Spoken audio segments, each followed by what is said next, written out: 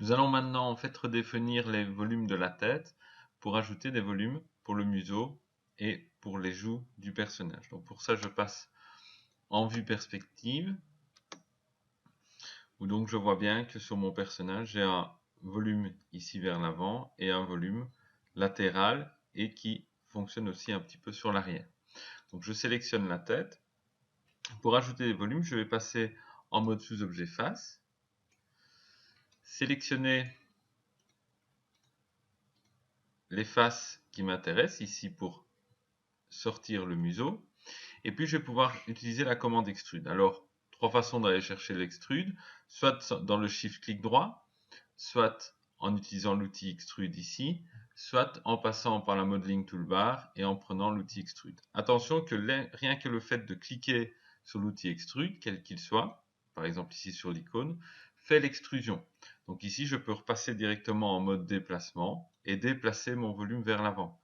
Donc, bien faire attention que si vous cliquez plusieurs fois sur l'extrusion, il fait plusieurs extrusions.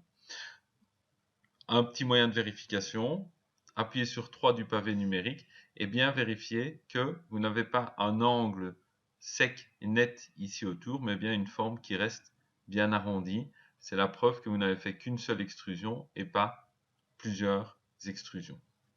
Je reviens en appuyant sur 1 sur la forme sans subdivision et je vais sélectionner ici les faces sur le pourtour de manière à extruder donc le volume latéral et arrière nécessaire. De nouveau, extrusion. Alors, si vous utilisez, l'intérêt d'utiliser en fait la petite flèche de l'outil extrusion par rapport à l'outil déplacement, c'est qu'ici je vais pouvoir faire un déplacement selon la normale de chacune des faces. Regardez, ça, le déplacement, pardon, se fait vraiment selon la normale. Donc chaque face part vers l'avant par rapport à sa position d'origine. Tandis que si j'utilisais l'outil déplacement, ben je déplacerais tout le volume vers l'arrière ou vers le côté, mais pas dans la normale de chacune des faces. D'où l'intérêt d'utiliser la petite flèche de l'outil d'extrusion. Donc une fois que les volumes sont définis, eh bien, je vais rajouter un petit peu de résolution dedans pour faire en sorte que la taille des faces soit un petit peu identique partout. Vous voyez qu'ici j'ai des très grandes faces allongées. Donc pour ça, je vais utiliser par exemple le multicut, donc outil ici ou qu'on retrouve ici à droite. Et en appuyant sur CTRL, vous avez la possibilité de définir un multicut directement sur une boucle d'edge. Donc ici, plus ou moins au milieu, je vais créer donc mon multicut. Donc il rajoute une ligne sur tout le pourtour. Alors vous voyez que quand je rajoute de la définition, que je rajoute une ligne comme ceci, les edges qu'il a rajoutés en fait sont exactement dans le même, donc ici dans le même plan que les deux faces. Ça veut dire que nous allons avoir ici quelque chose qui va être un aplat. Vous voyez, donc comme c'est bien dans le même plan au niveau des edges.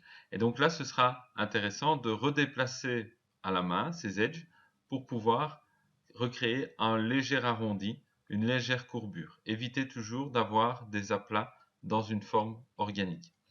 Alors pour ça, on va pouvoir utiliser l'outil symétrie, c'est-à-dire travailler sur le côté droit et que la même modification se fasse sur le côté gauche. Ici, donc, vous avez dans symétrie la possibilité de définir. Alors, il faut définir l'axe de symétrie. Ici, l'axe de symétrie est l'axe X, l'axe en rouge. Donc, ça veut dire que quand je sélectionne un edge ici, je vais sélectionner par exemple ces deux-ci, je vais pouvoir retravailler la courbure vers l'avant ici pour avoir une courbure et plus des objets en plan. Et vous voyez que ça se fait automatiquement de l'autre côté.